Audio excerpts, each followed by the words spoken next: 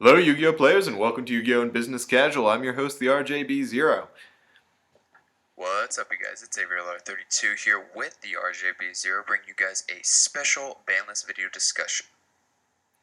So today we're going to be discussing the the alleged ban list that was supposedly leaked from the Konami website.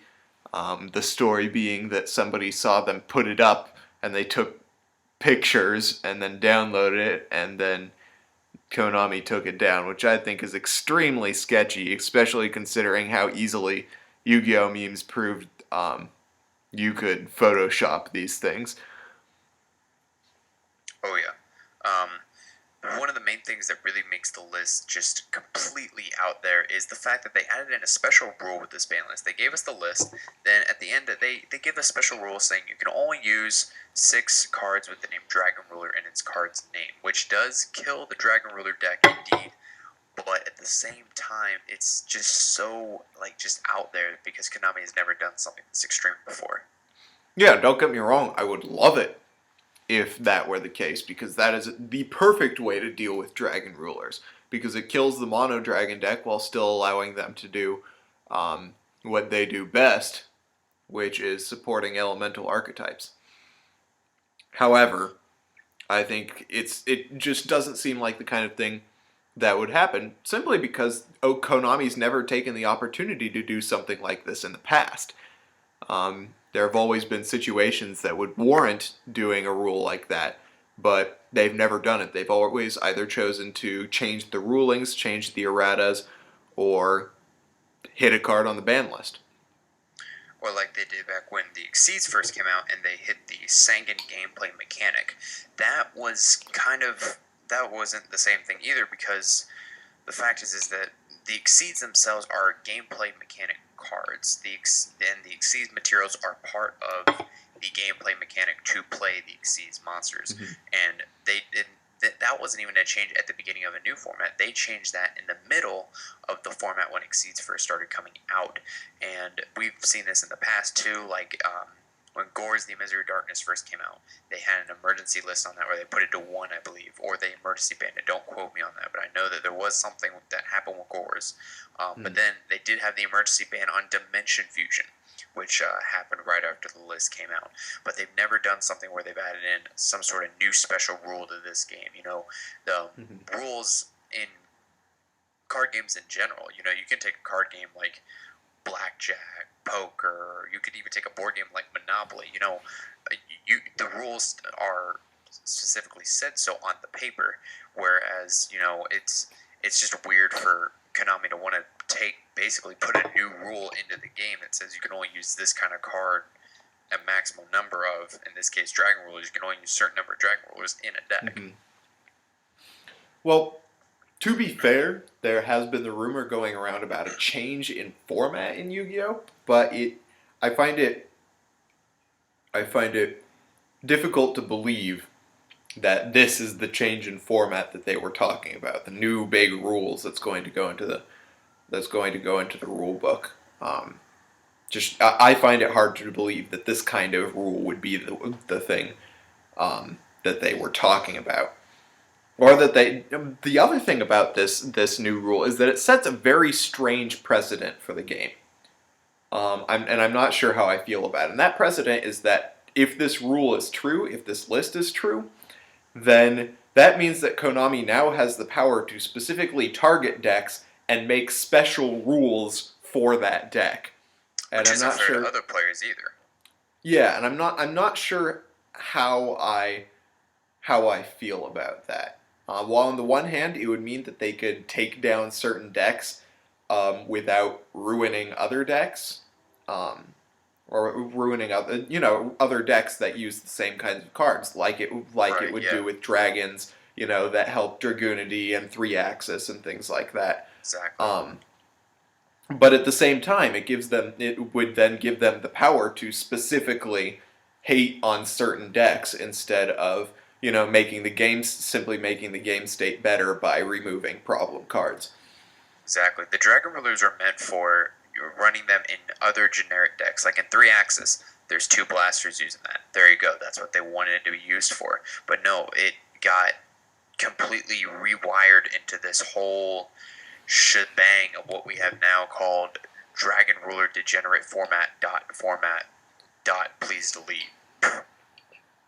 Mm-hmm. So, well, and to be fair, like, mono dragons is the biggest issue for the format, the deck that surrounds dragon rulers, and once again, this would be the perfect way to get rid of them. But it just doesn't seem like the kind of thing that Konami would do. I think it could be just as easily accomplished by hitting the baby dragons, and that would use their usual format, which wouldn't set this weird precedent for the future of the game. Because without the baby dragons, mono dragons don't exist. They just don't have the speed that they need. Like, I remember making a video almost a year ago when dragons were first announced. That was about how dragons as a deck, like just dragon rulers, was a terrible deck. But that was before the babies came out. And back then, before they announced the babies, it was a terrible deck. You couldn't do anything with it because in order to make any plays, you had to get some dragons in the graveyard. And that just didn't happen unless you used the dragon's effect. And you really had no real easy way of doing that except with Future Fusion, but Future Fusion's already been banned, and we already have perfect examples of that from last format with Chaos Dragons. Yeah, and then it was the announcement of the baby dragons that made us be like, oh, okay, this is going to be a thing now. So I think that hitting the baby dragons would do the same thing to the deck that this weird new rule supposedly would. And even talking about the what's on the list in general, me and RJ were talking a little bit about this before we actually started the recording, is that Heavy Storm being banned and Giant Trunade being brought back to 1. This has been done in the past. The problem is that Starlight Road is a card with Heavy Storm. Both cards have their pros and cons of which ones are better and which ones, like compared to Heavy Storm and Giant Trunade, which one is better and which one isn't. In certain situations, one is better than the other. Mm-hmm. Definitely. But with Heavy Storm though, Starlight Road is a card. Heavy Storm itself as a card makes Starlight Road a better card, and they want to push synchros. So I'm not saying that Starlight Road is a synchrocentric card, so to speak, but it gives you the ability to play synchros. So therefore, I think it would be a bad move on Konami's part, because if they were to leave Heavy Storm in the game, that gives players the opportunity to have a reason to use Starlight Road in their main deck. Not just because, to protect Heavy Storm or whatever, it gives them that one specific reason, even if it's just for that one reason. Or even if it's for the multiple reasons of, oh, well, I can be able to stop Gladiator Beast Guy Xerus, or, oh, I can stop Heavy Storm, or, oh, I can stop Dark Hole, or, whatever the case may be. And it gives you that ability to drop the Stardust Dragon, which is a synchro monster. Then you can, summon the Effect Veiler and then go into something. Or, with Star Eater, summon a Debris, go into a Blaster. It opens up plays for, future cards. Like, what if Starlight Road could be used to protect your other synchros? There you go. That's a reason why to leave Heavy Storm in it. Heavy Storm is an unhealthy card for the game at times, but also at the same time, it seems to be a healthy card. So it's kind of like iffy about it. And same thing with Trunade, where it's like Trunade is just it sends back everything, and especially in Dark Worlds too. Let's say for example they don't ban card destruction, but they do the whole Heavy Storm Trunade thing. Dark Worlds can just easily go Trunade, and then they can go drag down to the grave, or they can go card destruction, or whatever, or with Watts, they can go Trunade your field, summon a Watt Giraffe. Now your field's just, you can't do anything to my cards. And it's just, it provides for a really just stupid plays and almost locks, really. I mean, to be fair to your point about Starlight Road and Stardust, if they wanted to promote Star Eater, there would be other ways. But Heavy Storm itself, like I was talking to you earlier, both cards have problems for the game, but the problems that Heavy Storm creates for the game are things that smart players can play around by running things like you said, like Starlight Road, having your Solemn set. Back row, yeah, or you could play conservatively in order to keep from losing to Heavy Storm. But with Trunade, it creates this problem whereby people can run extremely back row heavy decks and remove all the skill from deciding what to set when, because they don't have to worry about getting heavy stormed. If all that stuff gets sent back to their hand, well, that's fine. They can use it again next turn. If you think about it too, it like if your opponent goes like, let's say they open up bad and they go set 5 back or go, then the opponent already knows, okay, well, if I go Giant Trunade, I already know he has 5 settable cards in his hand and 1 random card that's just completely dead, and then they can just go Trunade, and then, you know, if they're smart enough, you try and work around those 5 back row. Mm-hmm. So I think the Heavy Storm Trunade thing is a little bit sketchy. I think that Konami knows how sketchy that is. And to a degree, it could make sense because of the amount of back row that 3-axis works with. But, like, I've been testing out 3-axis, and all that back row that you set, once it gets to your opponent's turn, it's practically irrelevant. The only thing that's going to give you any advantage over your opponent is the Tensu you might have, which, losing it to Heavy Storm, it would still probably be basically a 1-for-1 to take out that Tensu, even if you have, you know, all you'd really be doing, honestly, is just getting at the 100-point boost. And I mean, if you're really going to Trunade 3-axis, for that matter, it's like, okay, thank you, I get to go reuse cards, get another search, or Tensu, get another summon. Like, and the card I was thinking of was Tensen, the trap that gives the monster 1,000, basically. Yeah, that too. Then it gives them an extra 1,000. If you bounce that back to their hand, it's like, oh, so good lord. If they want to put their eggs all in one basket with Trunade instead of Heavy Storm going into 3-axis, I suppose that could make sense. But if you think it toward the future, just having a back row heavy format, which is what Trunade creates, is not going to be good for the decks that Konami is really going to be profiting off of. Things like Dragon Spellbooks, things like Vampires in the future. All your synchro-centric decks are basically going to they're not going to be quite as aided by Trunade as they would by Heavy Storm. But they just won't be as good as everybody expects them to. Yeah, but like Heavy Storm would provide an advantage for those decks that Trunade couldn't. Where you Trunade, you put that on the board, you make a big play, you still have to worry about their back row next turn. If you use the Heavy Storm, you don't have to worry about it the turn after that. So it doesn't even make all that much sense if they're trying to promote cards that are going to be profitable, unless they're putting all their eggs in one basket with 3-axis. What do you think of, besides the Heavy Storm Trunade thing and the weird rule, what do you think of the rest of the list? Spellbook, Magician of Prophecy, thank you, Jesus. That thing is like a Stratos. I'm glad that thing is getting hit. Spellbook of Judgment, I still feel that card should be banned, but I've been, for those of you who've been watching my channel lately, I've been testing around with Spellbook Blue Eyes, and I love that deck so much. I'm glad that they did do something to Spellbook of Judgment at least, because triple Judgment is so nutty in Spellbook Blue Eyes, and Spellbook Blue Eyes has actually been doing pretty well in the OCG lately. Oh, yeah. Even with like the Dragon Rulers and all that running around, they're not even using like everything from the Dragon Structure. They're just using one Blue-Eyed Maiden. I'm sorry, Maiden with Eyes of Blue, for those of you that care about the name, and like one Blue Eyes White Dragon, and you know, pretty much just the rest of it is just a Spellbook engine, and you know, it gives you so many pluses too, and even it's almost like that's all you really need is the one Judgment, to be completely honest, because I don't know if it's DN's algorithms or what, but I seem to always have a way, whenever I play the deck, to constantly first turn either have a way to get a Judgment, or I already have it in my hand, and I can easily get it to 4, 5, 6, 7 counters easily. And then even with a weak Blue Boy on board, it doesn't matter because you already have Blue-Eyed Maiden or Jowgen on board to lock down your opponent. And that's also the thing, that like the deck has so much ridiculous consistency with the with having the 3 blue boy and the 3 secrets right now. Just like there's almost always a way to get your combos. And previously, anybody who's been watching my channel, I've been saying that Konami doesn't need to hit Spellbook of Judgment.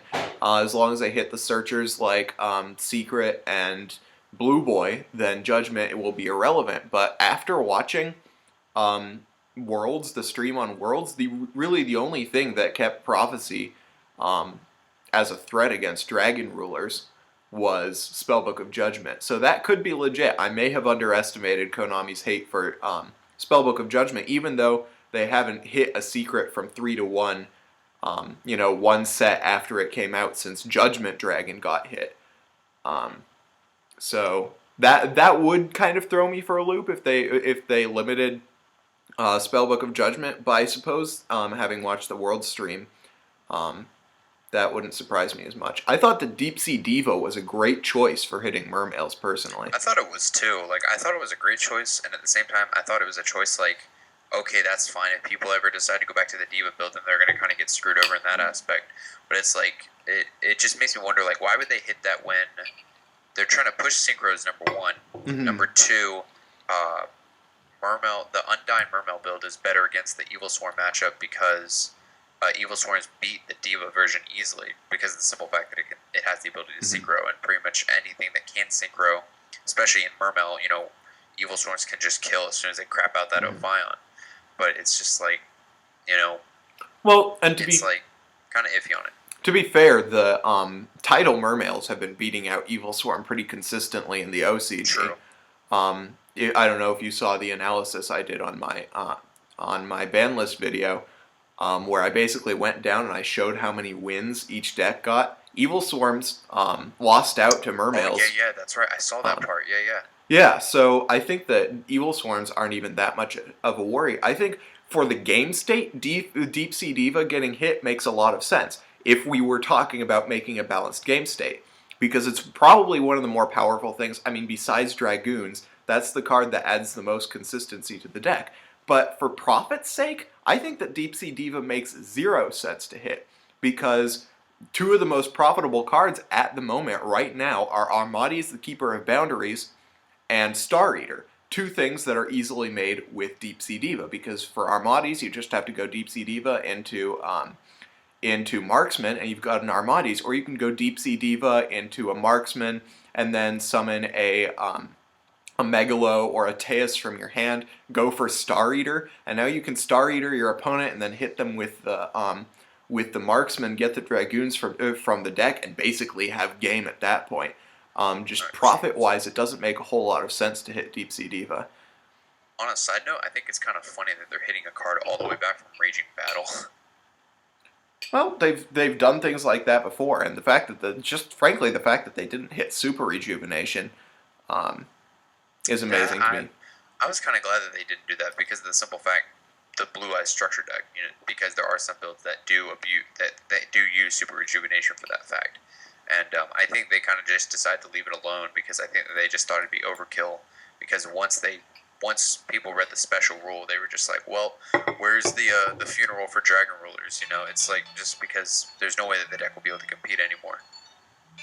Yeah. And in all honesty, I think like that rule about the dragons is the reason why they're not a single card in the Dragon Ruler deck saw a hit in this particular list if it's real. That's also probably another reason why the list was so dang small. Like, if they hadn't made that special rule, it probably would have been a much longer list. Yeah, that's true. And it's also how they dodged... For some reason, they dodged banning card destruction, which is something they've needed an excuse to hit for a long time. They finally get it, and they don't ban card destruction. And it's because, once again, the thing we keep coming back to is that one weird rule about the 6 Dragon Rulers. It just doesn't make a whole lot of sense to me. It's almost like this whole list just almost like revolved around that special rule. Because think of it, if we didn't have that special rule and we just had this list, I mean, people would be up in arms, like ready to like burn down Konami's like front door, because it would just be another Dragon Ruler fiasco. And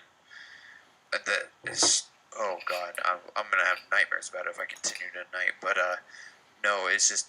It seems like that the whole balance is like everything's like, yeah, okay, this is pretty good. Whoa, what's this special rule? And then that's kind of just what ties in the whole package. Because even with, the semi-limits, the semi-limits weren't much. I'm glad that people finally got their second Book of Moon, because that helps out all the older archetypes like Gravekeepers, and it does also stop Evil Swarms. So now with 2 Tsukiyomi and 2 Book of Moon, people don't have an excuse to say that they don't have any outs to Ophion when you have those outs and you got Jaugen and all that.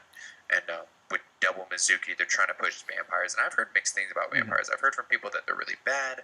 I've I've heard that they're really good, so I don't know what to think, but I'm just glad to have back my second Mizuki, because all I want now is my third Mizuki and my third barrel from the different dimension, so I can run Barrel Dad again. Although then again, I also need Brionic for that, so... The deck to look out for this fall is actually Noble Knights. I actually said something about this a while back, and people were like, Noble Knights aren't going to get anywhere. They aren't getting any more support. Then Dristan comes out, and they're like, okay, maybe there's a little support. And then they've announced more Noble Knight cards for Shadow Specters. So that's a deck definitely to look out for. It's going to get a search power in Shadow Specters, they said, which is amazing. And I think that looking at this list, we have to wonder, how could these things affect that deck? And in all reality, Book of Moon would be very helpful for that deck, because of things like Thunder King Ryo, and other problems like that. It's funny because the semi-limit section is the only thing on the list that makes me kind of wonder if it's possible that it's real, is that semi-limit list. It's very strange. It just, like, that makes sense to me. The 2 Book of Moon and the 2 Mizuki make sense profit-wise and makes sense game state-wise, and it makes me wonder if it's actually possible that this list is real. But if I'm looking at it from the logical point of view that I usually do, this list just doesn't make sense to me. Yeah, it really does. Like I said, it's like, I'm not going to say it's an amazing or terrible list. I am going to say, though, it is mediocre at best, and I just think it's completely fake because of the special rule. It's just, it's out of Konami's little, we'll say, bubble of money in this case, because it's like they've been around for 10 plus years. I'm sure they're not going to do something as unorthodox as this to, you know, try and get people to calm down about how broken Dragon Rulers are. And it was actually kind of funny on a side note of Noble Knights. I think it was like one of my friends said to me, dude, haven't you noticed that Dragon Rulers is Japan's baby and Noble Knights is the TCG's baby? Yeah, to a degree, it's kind of true. I mean, the Dragon Rulers were the Tier 0 of this format in Japan, and I think that the Noble Knights will definitely see, if not a Tier 0.5, then at least a tier 1 In the coming sets, yeah. thing. So, well, this video has gotten itself up to 20 minutes long, and I think we have pretty much covered the issues with this list. I think really if this list there was even a semblance of truth to this list, Shriek probably would have said something about it by now. Yeah, definitely. I'm sure they would have came out and try and confront it. So, yeah. But it's all you guys' opinion. You know, you can either take our opinions with a grain of salt, or you can, praise God for bringing you this kind of list. Mm-hmm. But at the end of the day, you guys have to know. In the words of my friend Charlie Chaplin, wait until Shriek. Wait until Shriek makes it. At the end of the day, because YugiOhCard.com is not the place to go for information anymore. It's not. It's either YouTube or anywhere else you can be able to find deck lists and stuff. So at the end of the day, guys, wait until Shriek, or even wait until the actual date that the ban list takes effect to see what it is. All right. Well, do you want to do the outro, or should I? If you don't mind, I would like to do the outro. Go ahead. So anyways, guys, that's our video. Thank you for watching. I'm the RJB0. I forgot my monocle today, unfortunately. I still don't see where this whole rich thing came from. It's because of your deep voice. Oh, okay. Because that's how it works. Thank you guys for watching this long video. I had a lot of fun. Yeah. And I guess I will see you guys later. I do have a new Playing Chain Beat video coming out tomorrow, so you guys can look forward to that. Until then, hit that subscribe button, and Avery and I got a jet. See you guys.